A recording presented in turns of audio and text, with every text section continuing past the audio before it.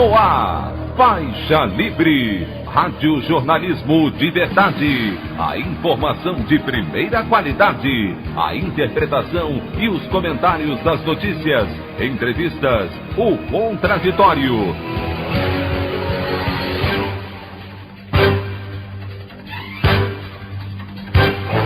Tudo para aproximar você cada vez mais da realidade do Brasil e do mundo. Apresentação: Anderson Gomes.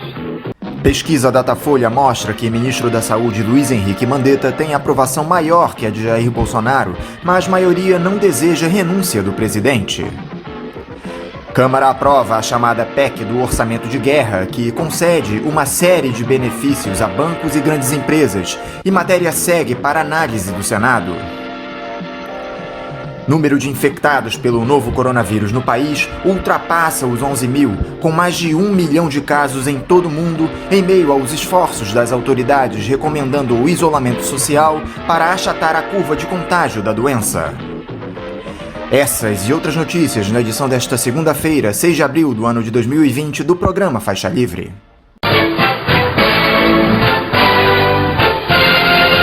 Comentário de Anderson Gomes.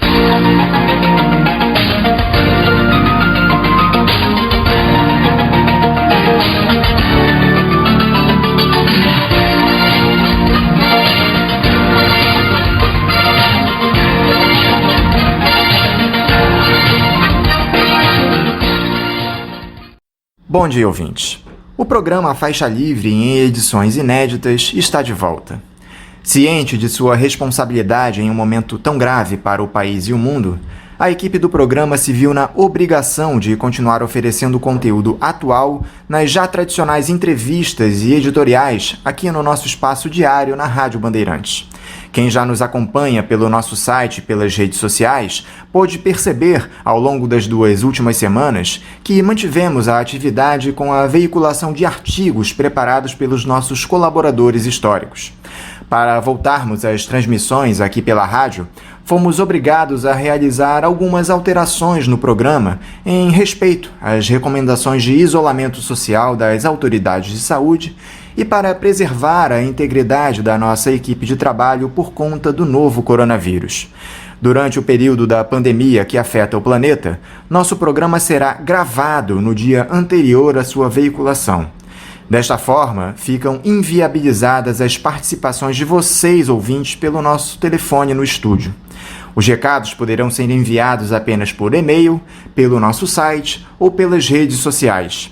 Pedimos desculpas por essa limitação na nossa interação diária, mas foi a forma que encontramos para continuar levando a vocês, que nos prestigiam ao longo desses mais de 25 anos, as nossas opiniões e as análises criteriosas e isentas aos interesses veiculados pela mídia dominante dos especialistas que sempre participaram conosco. Serão dias difíceis, teremos trabalho redobrado, mas seguiremos firmes na nossa função de informar e, de alguma forma, formar opinião. Não abandonaremos essa trincheira diária. E, como podem perceber, outra mudança temporária dentro desse processo acontece no comando do programa. O nosso bravo Paulo Passarinho se afastou temporariamente e me deixou com a enorme responsabilidade de, mais uma vez, tocar o programa. Deixo o meu abraço e agradecimento a ele e a toda a equipe do Faixa Livre pela confiança. Espero poder levar a vocês, ouvintes, entrevistas e opiniões com qualidade pelo menos semelhante às do titular desta tribuna, Paulo Passarinho. Voltando à análise da realidade nacional, a emergência provocada pelo novo coronavírus tem deixado à mostra toda a falta de condições de Jair Bolsonaro ocupar a presidência da República, algo que já era denunciado antes mesmo das eleições gerais de 2018. O ex-capitão do Exército foi eleito apenas pela exacerbação de um sentimento antipetista alimentado pela mídia dominante. Parte dessa mesma imprensa, liderada pelas organizações Globo, percebeu tardiamente o problema que arrumou para o país e abriu campanha pela saída do político do Palácio do Planalto, destinando um espaço generoso em seus telejornais para escancarar as posturas tresloucadas e medidas irresponsáveis do chefe do Executivo Federal. Pelos cálculos dos grandes conglomerados de comunicação, Bolsonaro deixaria de lado os posicionamentos autoritários e inconsequentes que sempre pontuaram sua carreira, tanto nos tempos em que foi militar, onde quase foi expulso do exército, como no longo período em que ocupou cargos políticos, sem ter conquistado qualquer expressão. Mas Bolsonaro mostrou que, além de competência, não tem rédeas. Montou o chamado Gabinete do Ódio, onde os integrantes, chefiados pelo seu filho Carlos Bolsonaro, que, apesar de vereador pelo Rio de Janeiro, já ocupa um gabinete no Palácio do Planalto, produzem e compartilham notícias falsas, evocando seus apoiadores no combate a uma suposta esquerda marxista que quer acabar com a família brasileira, bem como um corpo ministerial com pelo menos 4 integrantes que seguem a mesma linha da irracionalidade, com a Damares Alves, titular da pasta da Mulher, da Família e dos Direitos Humanos, o Ernesto Araújo nas Relações Exteriores, o Ricardo Salles no Meio Ambiente e o Abraham Weintraub no Ministério da Educação.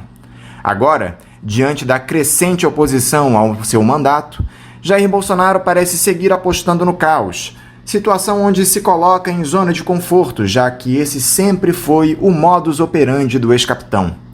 A ameaça de decretar o fim do isolamento social necessário para evitar uma explosão de infecções e mortes provocados pela pandemia do novo coronavírus deixa em alerta até as Forças Armadas. Já há vozes em Brasília que apontam para um acordo onde Bolsonaro seguiria como presidente até o fim de seu mandato, mas seria uma espécie de rainha da Inglaterra, sem poder de decisão. O general Braga Neto, atualmente ministro-chefe da Casa Civil, ficaria responsável por levar o país até o fim de 2022. Mas será que o excêntrico ex-capitão aceitaria esta condição passivamente? A expectativa é que teremos as próximas semanas quentes no Planalto Central. A opinião do Faixa Livre.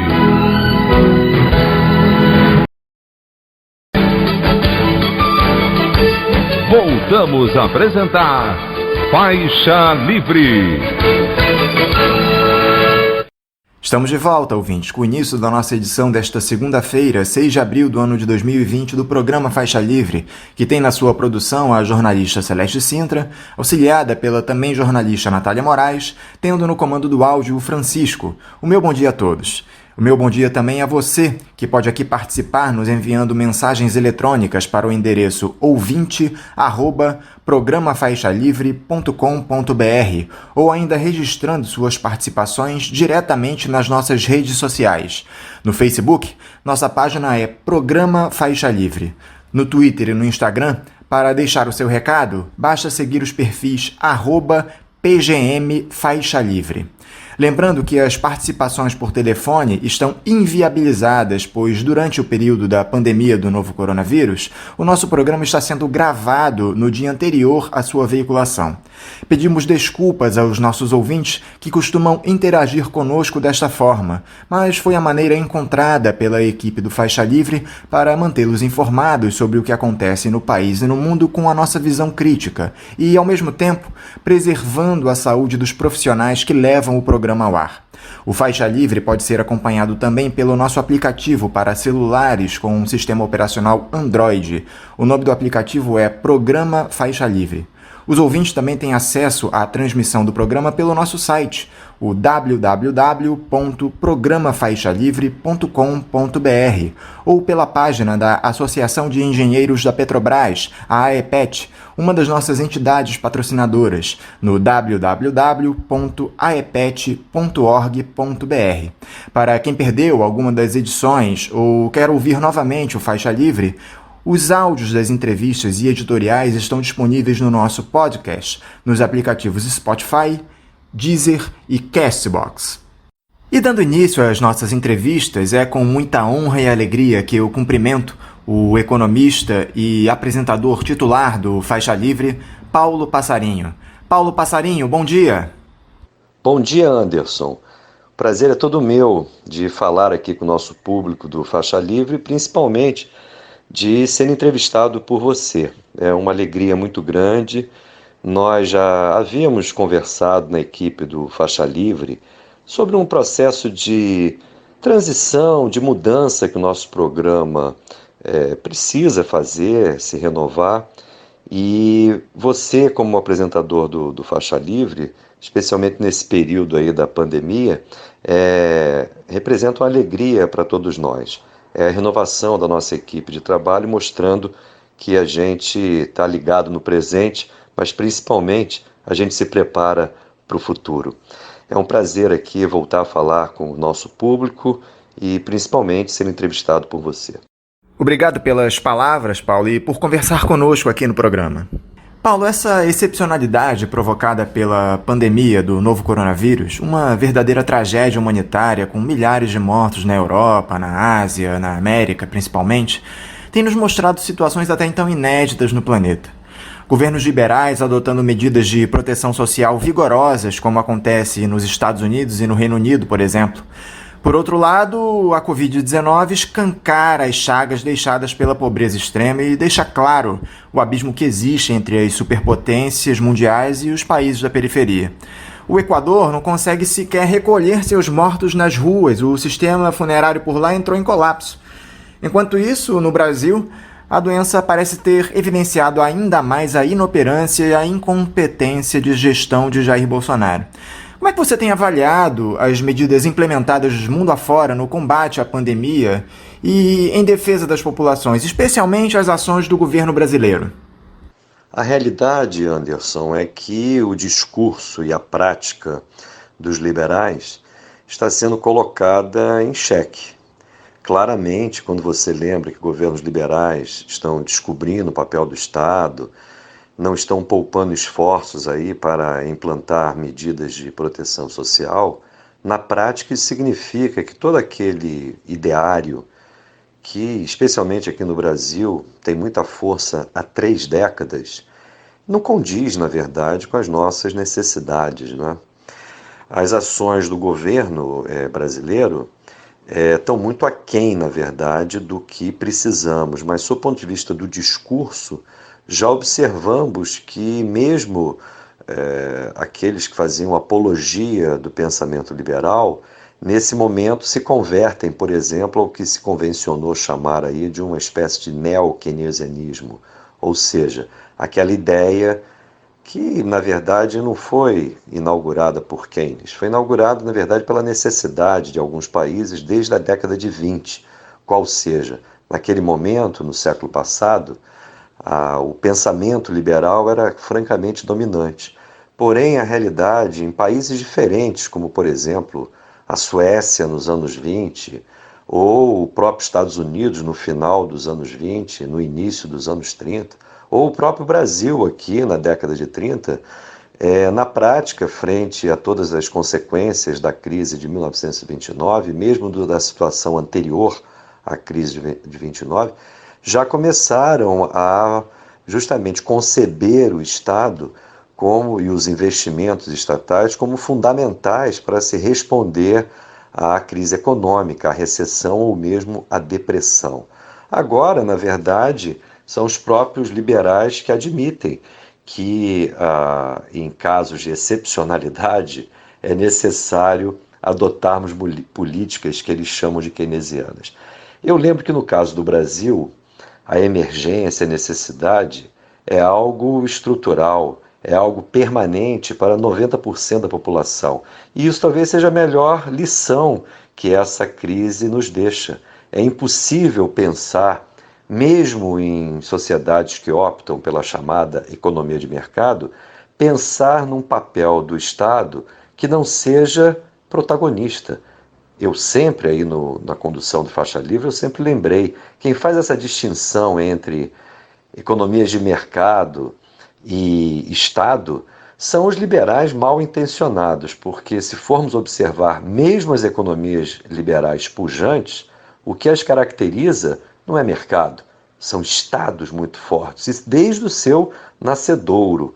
E eu sempre gosto de lembrar, eu não estou me referindo a quaisquer países, eu me refiro à Inglaterra, um Estado tão poderoso que patrocinava um império, ou os Estados Unidos, com as suas guerras ao redor do mundo permanentemente, ou a Alemanha conduzindo a Europa ao seu bel prazer, ou o Japão, que como potência retardatária do século XIX, através do Estado, conseguiu se construir e se colocar como um país líder no mundo. E por aí vai. Então são essas lições dos próprios liberais que a gente tem que atentar e principalmente pensar num processo claro de reconstrução do nosso país, que está amarrado, na verdade, ao pensamento liberal há 3 décadas, né? Talvez a maior lição que essa pandemia vai nos deixar é a total falência do discurso liberal. O problema é que a gente tem que, além de superar o discurso liberal, a gente tem que superar a herança liberal, especialmente aqui no Brasil. Dessas ações da gestão federal, algumas criminosas, como a tal da PEC do Orçamento de Guerra, aprovada pela Câmara dos Deputados na última sexta-feira e denunciada aqui no Faixa Livre pela Auditoria Cidadã da Dívida e que muitos analistas a chamam de fake, porque concede uma série de benefícios ao grande capital, e a medida provisória 936, que permite suspender contratos de trabalho ou cortar em até 70% o salário dos empregados.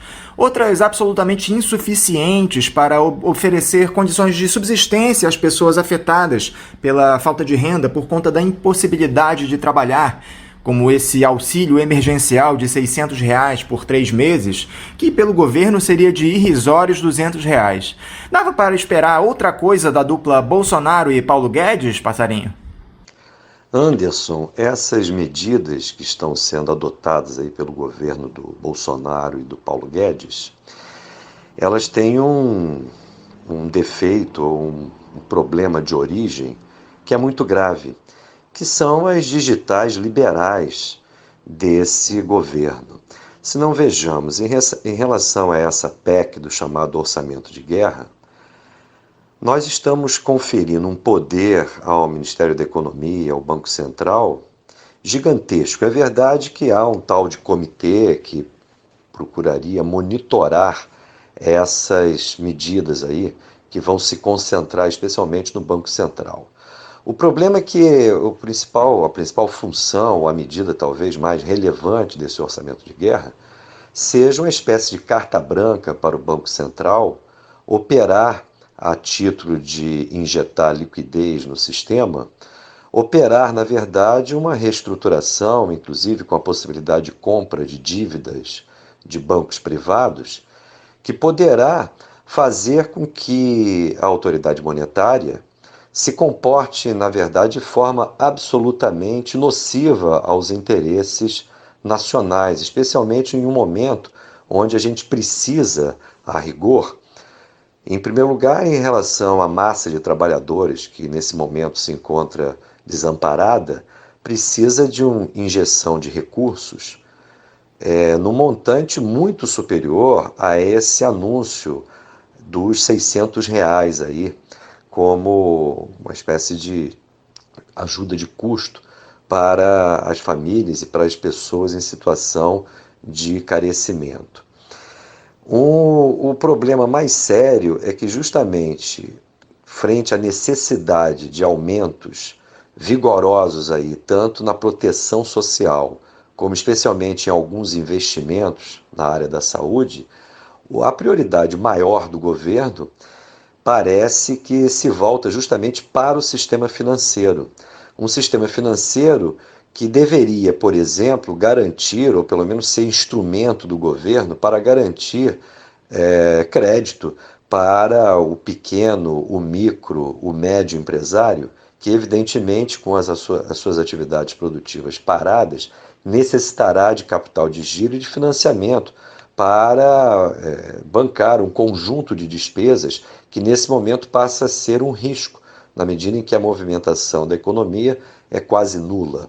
Nesse sentido, um aspecto que tem que ser levantado é que recursos devem ser colocados, sim, pelo Tesouro no sistema bancário, mas a um custo absolutamente que não permita essa espiral de lucratividade do sistema bancário.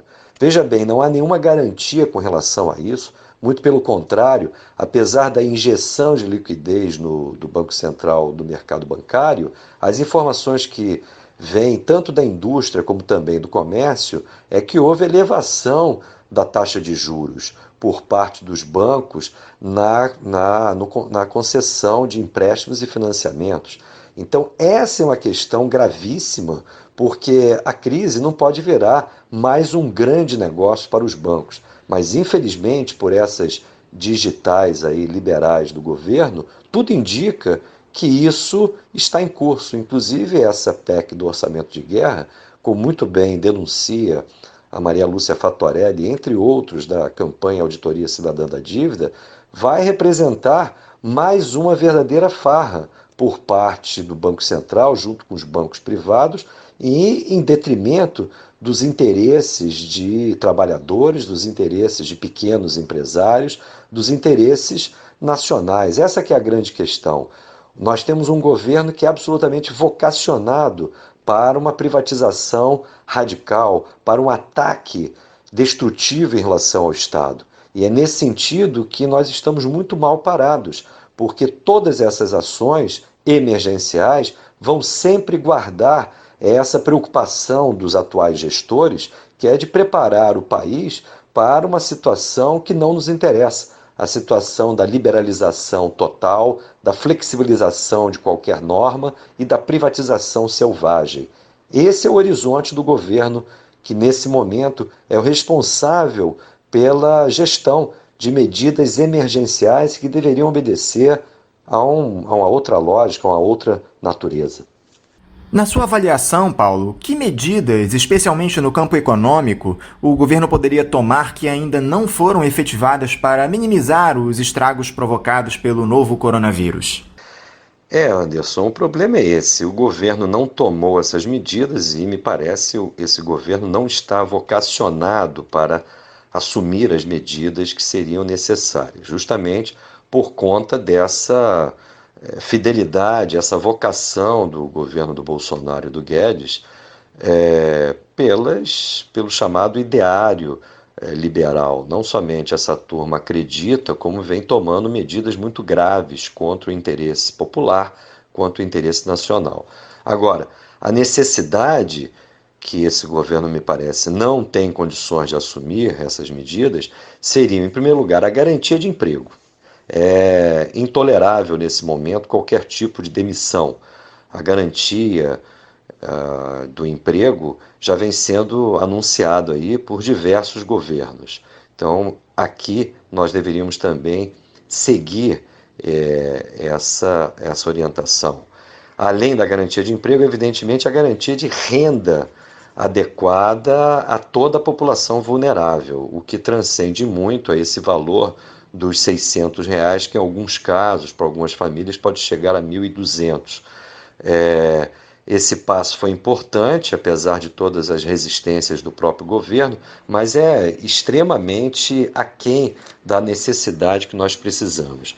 Para tanto, para existir a garantia de emprego, é necessário linhas de crédito às micro, pequenas e médias empresas a um custo real zero, ou seja, taxa real de juros zero, com prazos de carência e de pagamento amplos, prazos longos, tanto para o início do pagamento como depois para se saldar essas linhas de crédito, que eu repito, tem que ser a custo real zero. Elas não podem ser mais uma oportunidade de negócios para os bancos, conforme nós já estamos observando. Há necessidade também de imediatamente se liberar recursos para programas de investimento e custeio no SUS. Imediatamente. Isso não é para ontem nem para hoje. É para, de forma imediata, se garantir uma nova situação no quadro de investimentos. Para tanto, é necessário irmos fundo em superarmos toda a herança liberal no país. Isso implicaria a revogação de todo o arcabouço legal do liberalismo aqui no Brasil. Implica revogação da lei de responsabilidade fiscal, revogação da regra de ouro, revogação da emenda constitucional 95 e das ditas também reformas trabalhistas realizado no governo Temer e também a reforma previdenciária recém-concluída aí já no governo do Bolsonaro, a subordinação do Banco Central ao Ministério da Economia. É intolerável a ideia, justamente que é alimentada por esse governo, continua no horizonte desse governo, da independência do Banco Central, e devemos enfrentar aí a realidade tributária do país, onde ricos e detentores de propriedade pagam muito pouco impostos, ao mesmo tempo em que a carga tributária, predominantemente indireta, afeta extremamente a pobres e assalariados em geral. Então, a reforma tributária justa e progressiva é uma necessidade, com a taxação direta sobre altas rendas e patrimônios, a criação de um imposto solidário e extraordinário sobre grandes fortunas, que deverá ou deveria atingir principalmente o sistema financeiro, bancos, multinacionais. Devemos, evidentemente, ter a taxação sobre lucros e dividendos, sobre grandes fortunas, mas, principalmente, a gente precisa fazer também a revisão de toda a estrutura de subsídios e incentivos fiscais. E eu concluiria chamando atenção para um compromisso que era de todas as forças antiliberais do país e que foi solenemente abandonado esse compromisso, que é a revisão das privatizações realizadas principalmente nos anos 90, mas que também prosseguiram aí nos anos posteriores a 2002. Então é necessário rever as privatizações.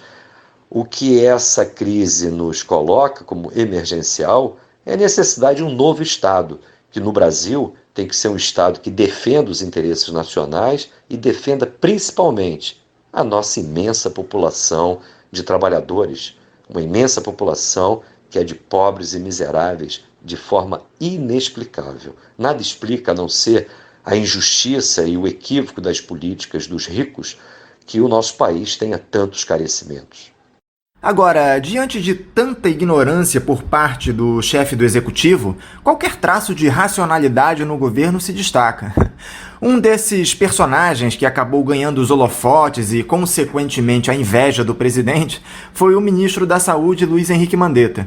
Uma pesquisa do Datafolha, divulgada na última sexta-feira, mostra que 76% dos entrevistados apoiam as iniciativas do titular da pasta da saúde diante da pandemia, enquanto 39% reprovam as atitudes de Bolsonaro. Pouco mais da metade das pessoas ouvidas disse que o presidente mais atrapalha que ajuda. O ex-capitão do Exército, que pede o fim do isolamento horizontal da população, contrariando o próprio Ministério da Saúde para, em tese, retomar a atividade econômica, tem ameaçado publicamente o ministro, como em uma entrevista para a Rádio Jovem Pan na última semana, onde ele disse que está faltando humildade ao Mandetta, que ele teria extrapolado no enfrentamento à pandemia. O ministro respondeu dizendo que quem tem mandato fala, quem não tem, como ele, trabalha, e que médico não abandona paciente. Os aliados do Mandetta, principalmente na Câmara, pedem que ele resista às pressões e siga no cargo. Quem deve vencer essa queda de braço, Paulo? Parece que o maior perdedor nesse caso é o país, né? Olha, Anderson, a defesa ao Mandetta nessa altura do campeonato somente é possível frente ao show de horrores que a gente observa em relação ao Bolsonaro. Agora, eu sou daqueles que acham que a posição do Mandetta, as suas posições políticas, são indefensáveis. Em primeiro lugar, ele é ministro do Bolsonaro, não é qualquer um que aceita uma função como essa. Segundo, que ele historicamente sempre foi ligado aí aos interesses privatistas na área da saúde.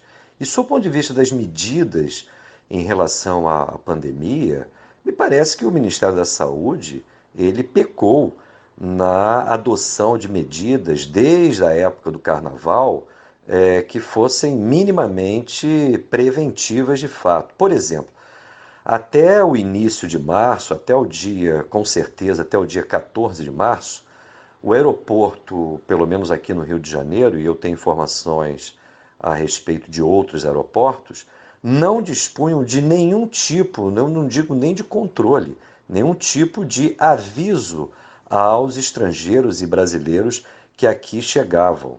Repito, até o dia 14 de março.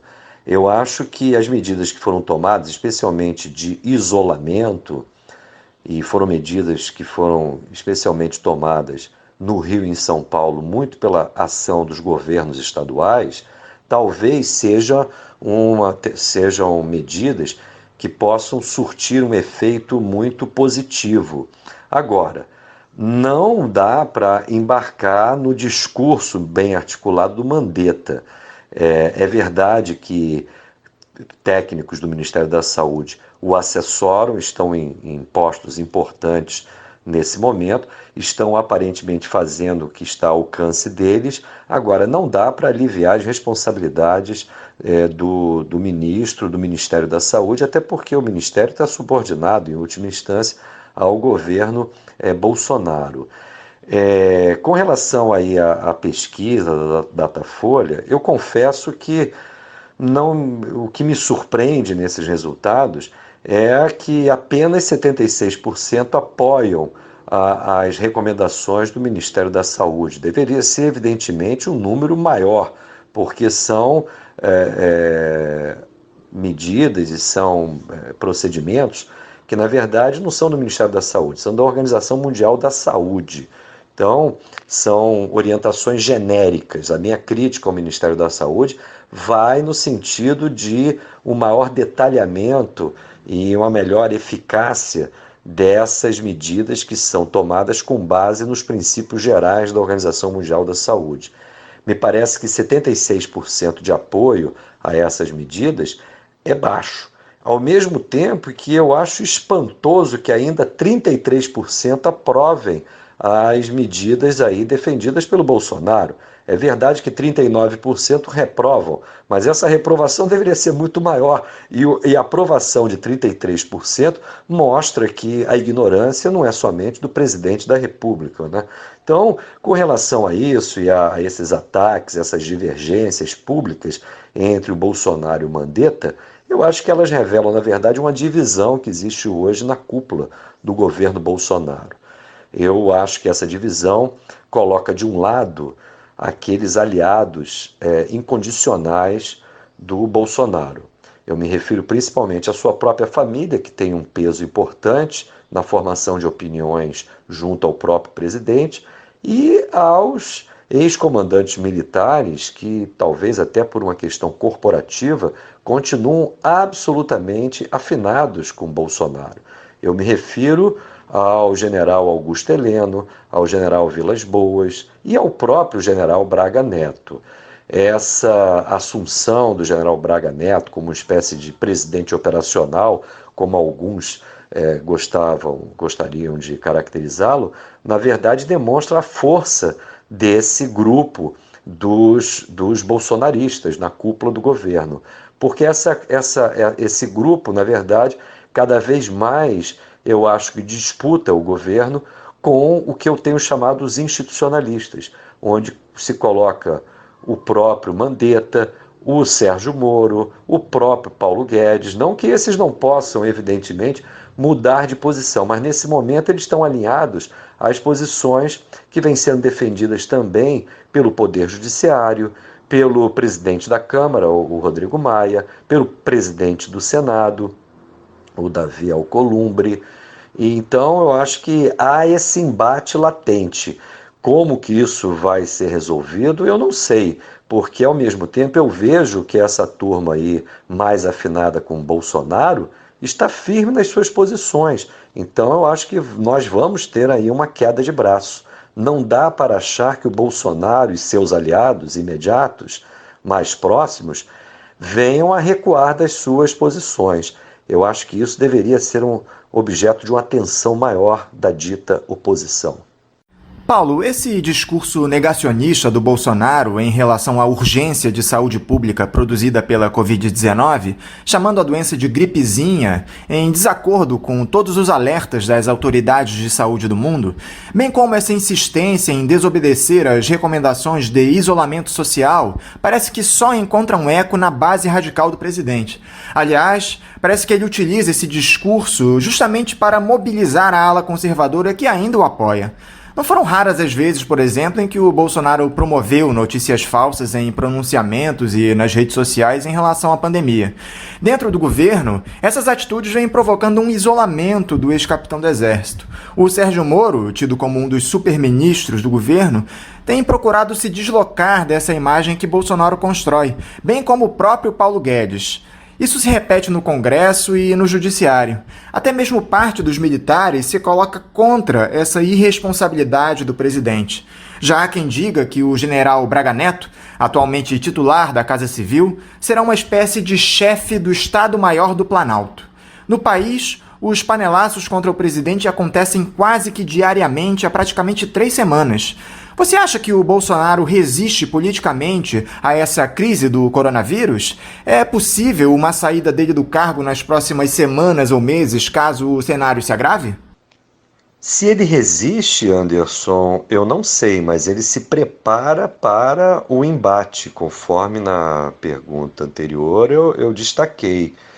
Não dá para considerá-lo uma carta fora do baralho, até porque ele tem apoios. Na descrição que eu fiz da turma institucionalista, eu colocaria também o atual comandante do Exército. Mas eu lhe pergunto, e olhando a base do bolsonarismo, além desses apoios que ele tem na cúpula do governo, mas olhando essa base bolsonarista, essa base que me impressiona com esses 33% do Datafolha, da pesquisa Datafolha, que apontam inclusive que ele tem um certo apoio junto à população. Mas olhando além desse apoio que ele tem na alta cúpula do governo, eu destaco que o comandante do Exército, inclusive pelas suas declarações, parece que está alinhado justamente com o que eu chamo, o grupo que eu denomino como institucionalistas. Mas eu pergunto, e os comandos intermediários do Exército, principalmente, estariam no momento de racha com o comandante, o general Pujol, ou estariam com lideranças do Exército, como são os casos de Augusto Heleno e o general Vilas Boas? Esses comandos intermediários seriam fundamentais no momento de uma eventual divisão. Ao mesmo tempo, eu chamo a atenção que a influência de Bolsonaro, do pensamento bolsonarista, nas bases, nos estratos inferiores das Forças Armadas, de polícias militares, de guardas municipais, de empresas de segurança privadas, de milícias e de toda esse segmento do Brasil que infelizmente observa a necessidade de se enfrentar os problemas sociais através da violência, através da polícia. Esse apoio ao Bolsonaro desses segmentos me parece muito, muito importante. Portanto, eu não arriscaria de jeito nenhum tipo de prognóstico a respeito dos desdobramentos aí dessa crise que eu observo na alta cúpula do governo e que pode resultar em rachas. É lógico que me parece, inclusive, conforme eu destaquei, esse papel que o general Braga Neto desempenha nesse momento, já me parece uma tentativa de armistício entre os dois grupos. Mas eu destaco, o Braga Neto faz parte da turma bolsonarista, fiel ao general Augusto Heleno, fiel ao general Vilas Boas, por exemplo. Então eu não descartaria, destaco isso, eu não descarto o Bolsonaro como um agente, as forças bolsonaristas, como um agente importante no presente e no futuro próximo. Eles farão de tudo para manter o seu poder e ampliá-lo. E a esquerda, Paulo, te preocupa essa inoperância do campo progressista? Qual é o papel dos partidos que fazem oposição ao governo neste momento em que se mostra urgente um combate firme dos políticos ao presidente? Anderson, você toca aí num aspecto da nossa crise que é muito grave, não é? A esquerda encontra-se, me parece, com muito descrédito e muita incapacidade de intervir naquilo que me parece mais relevante. Essa, por exemplo, superestimação da importância da aprovação aí da ajuda de custos de R$600 para a população mais vulnerável mostra muito bem como que me parece há uma certa miopia. É evidente que essa aprovação dessa medida foi importante, mas convenhamos, extremamente insuficiente. Além do que, o governo dá mostras de incapacidade de operacionalizar essa medida de forma rápida. Na melhor das hipóteses, seria incompetência, porque pode existir aí uma má-fé também, no sentido de retardar a chegada desse pequeno valor a milhões de brasileiros que nesse momento, com certeza, já têm muitos carecimentos.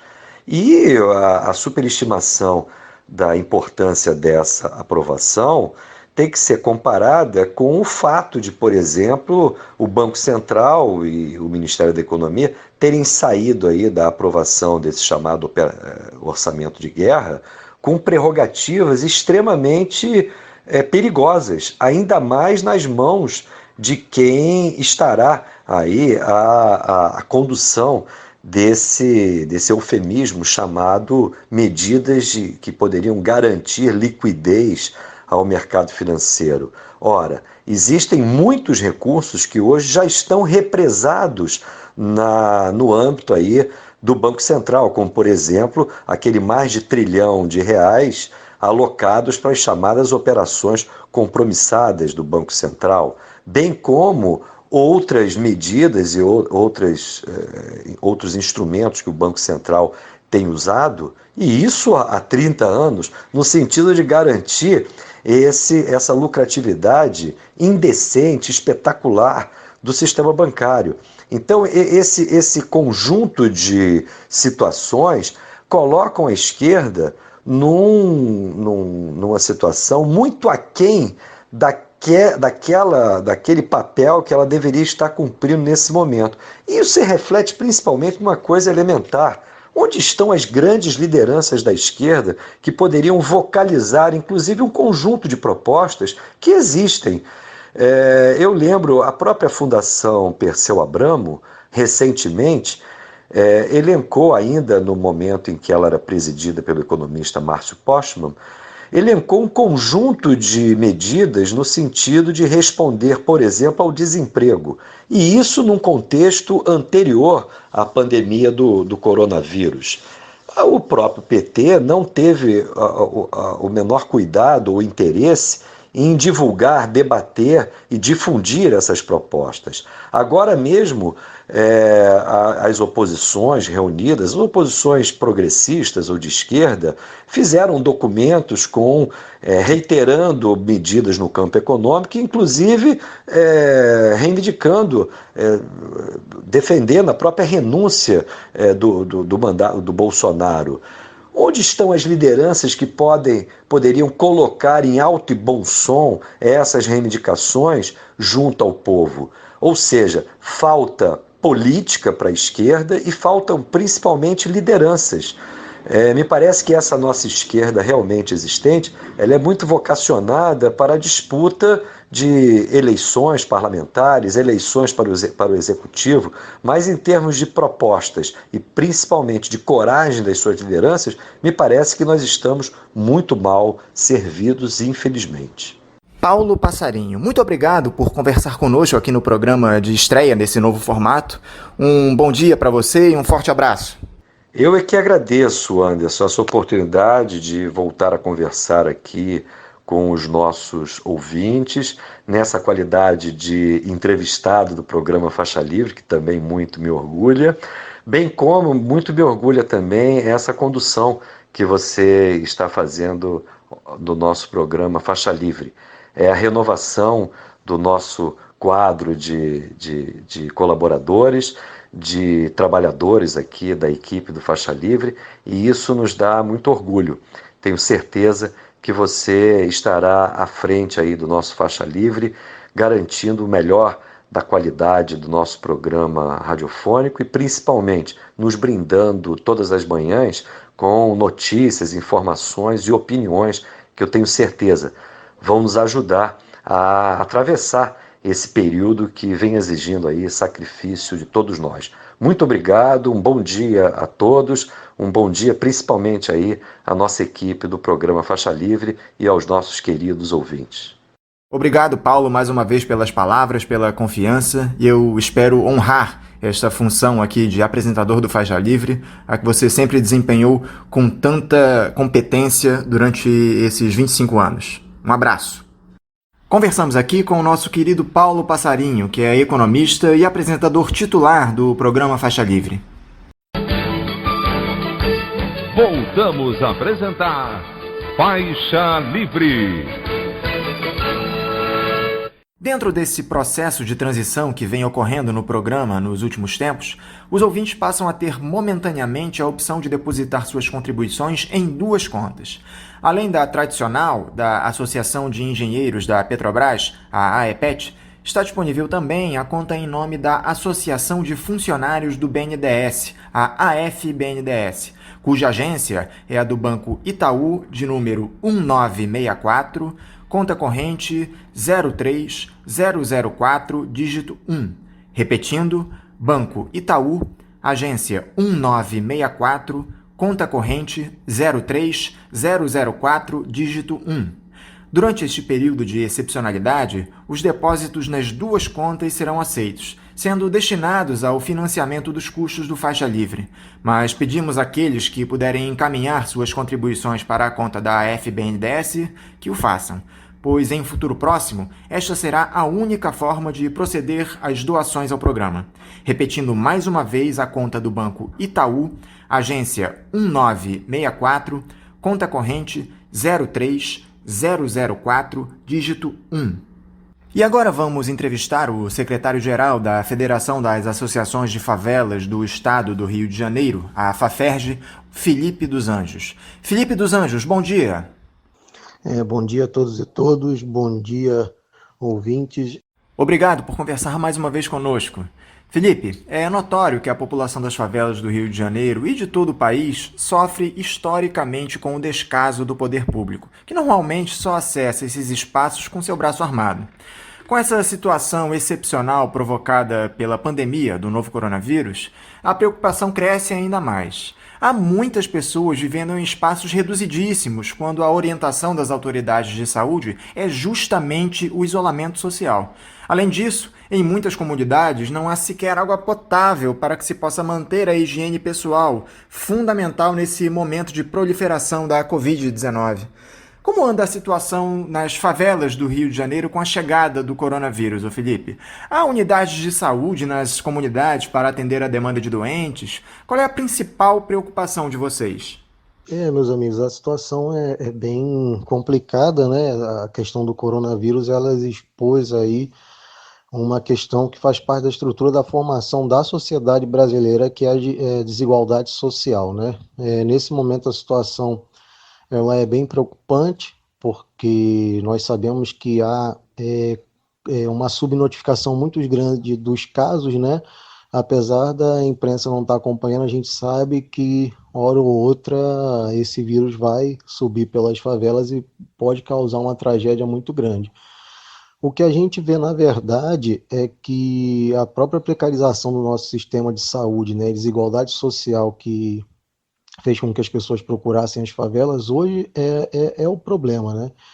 E a própria postura do presidente da República se torna até pior que o vírus, que nesse momento nós precisamos de estrutura, nós precisamos de um Estado forte que garanta aí o mínimo, uma renda básica mínima para a população mais carente, né? Nós precisamos aqui que o governo do Estado fortaleça a SEDAI, que garanta o abastecimento de água, e precisamos também que a Prefeitura do Rio, que é responsável pela atenção básica em saúde, seja também atenta a isso, né? E a gente sabe que no governo do Crivella a gente já viu o desmonte aí da saúde básica, né, da atenção básica. No governo Witzel a intenção era privatizar a SEDAI, e no governo federal, o governo Bolsonaro, se mostra completamente aí insensível à situação da população, o que nos leva a crer que para ele é até interessante que haja um extermínio da favela, tendo em vista o seu discurso, né, adotado nos últimos anos e até mesmo as promessas que o levaram à presidência da República.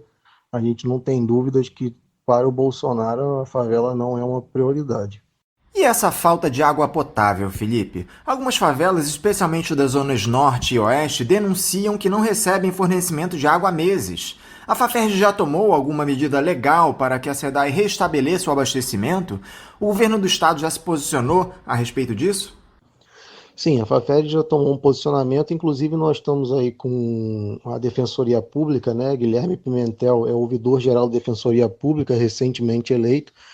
A Defensoria Pública ela tem uma ouvidoria geral aí, onde toda a população pode acessar. Nós estamos fazendo um levantamento das comunidades mais precárias e acionando a justiça, né? E aí o que a gente quer deixar bem claro nessa situação, que há um aproveitamento político também por parte do governo do estado, é que nossa ação é para pressionar o governo do estado para dar subsídio à SEDAI e atender a população.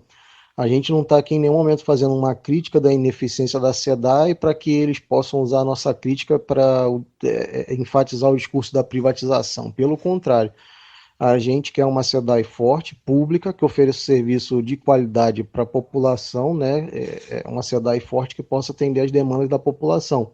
E para isso nós estamos recorrendo sim à Defensoria Pública e pouco diálogo até agora com o governo do estado nessa questão, né? Tivemos aí no início do surto do Palácio Guanabara, junto com outros movimentos, entregamos ao secretário de saúde nossas reivindicações. Ainda não tivemos uma resposta, mas na conversa que tivemos com o secretário de saúde, doutor Edmar, é que ele levaria nossas propostas diretamente para o governador. Por falar em governo do estado, Felipe, como vocês avaliam o trabalho dos chefes do executivo estadual, com a gestão de Wilson Witzel, e municipal, com o Marcelo Crivella, durante essa pandemia? Eles têm tomado medidas efetivas para atender as famílias que moram nas favelas, tanto com assistência de saúde, como no estabelecimento de um programa de renda emergencial para as pessoas que não podem trabalhar por conta da necessidade de isolamento social? Olha, medidas efetivas voltadas para a favela, sinceramente, ainda não vimos, né? A gente percebe aí, de uma forma geral, o caos instaurado na saúde municipal, da atenção básica, né? Que é de responsabilidade do Crivella, que já vinha sendo aí muito mal administrada. Fomos surpreendidos por uma postura firme do governador Witzel, né? Em relação à questão do isolamento social, e do doutor Edmar, que é o secretário de Saúde, com o qual nós podemos trabalhar na Secretaria Estadual de Saúde. A Faferj ela faz parte do Conselho Estadual de Saúde, então a gente já tinha essa participação da sociedade civil no Conselho Estadual de Saúde, trabalhando com o doutor Edmar, né? Mas o que a gente percebe é que uma ação efetiva voltada para as favelas, ela não existe. Na última reunião que tivemos, isso ficou bem claro, né? A gente repudia a postura do prefeito Crivella em ceder às investidas do Bolsonaro e tentar retomar atividades normais, como, por exemplo, cultos, né? As pessoas têm que expressar sua fé, mas não é o momento de reunião, nesse momento nas igrejas. E, de fato, efetivamente não há um plano voltado para as favelas nesse momento. Foi o que a gente pode perceber com um pouco de diálogo que tivemos com as autoridades. A Faferj tem feito, nas últimas semanas, um esforço para tentar manter os moradores das comunidades em casa. Conta aqui para os nossos ouvintes, Felipe, como está sendo realizado este trabalho e as dificuldades que vocês da Faferj têm encontrado. Por exemplo, as declarações irresponsáveis do presidente Bolsonaro contra o isolamento social têm dificultado o trabalho de vocês?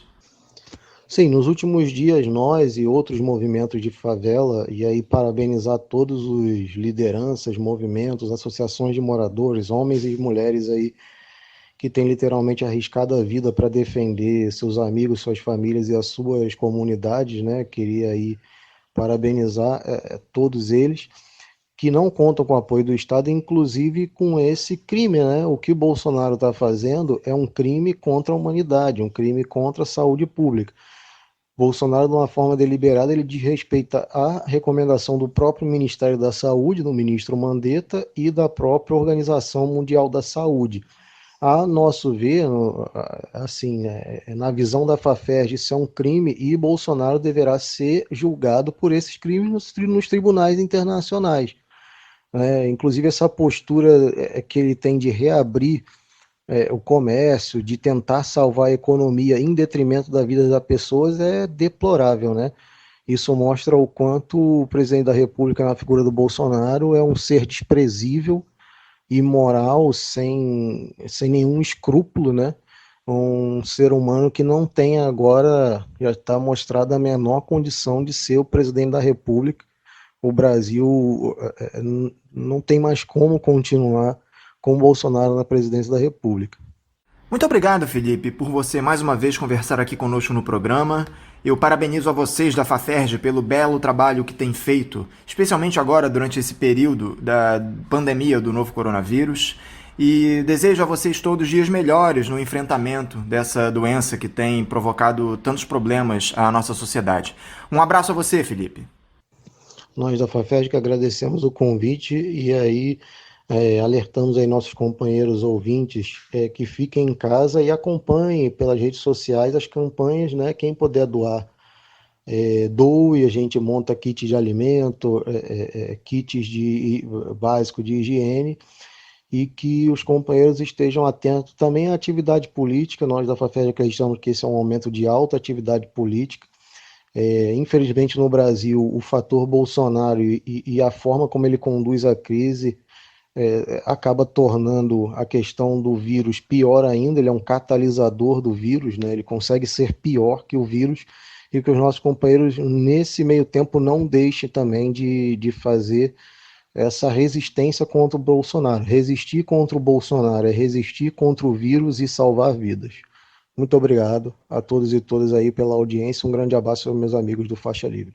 Conversamos aqui com o Felipe dos Anjos, que é secretário-geral da Federação das Associações de Favelas do Estado do Rio de Janeiro, a FAFERJ. E antes de encerrar o programa, ouvintes, eu gostaria de lembrar a vocês algo importantíssimo. Lavem as mãos e fiquem em casa. Precisamos todos juntos vencer esta batalha contra o coronavírus. Então obedeçam às recomendações das autoridades de saúde, não se aglomerem para que consigamos ultrapassar esse momento e que em um futuro próximo possamos celebrar juntos essa vitória.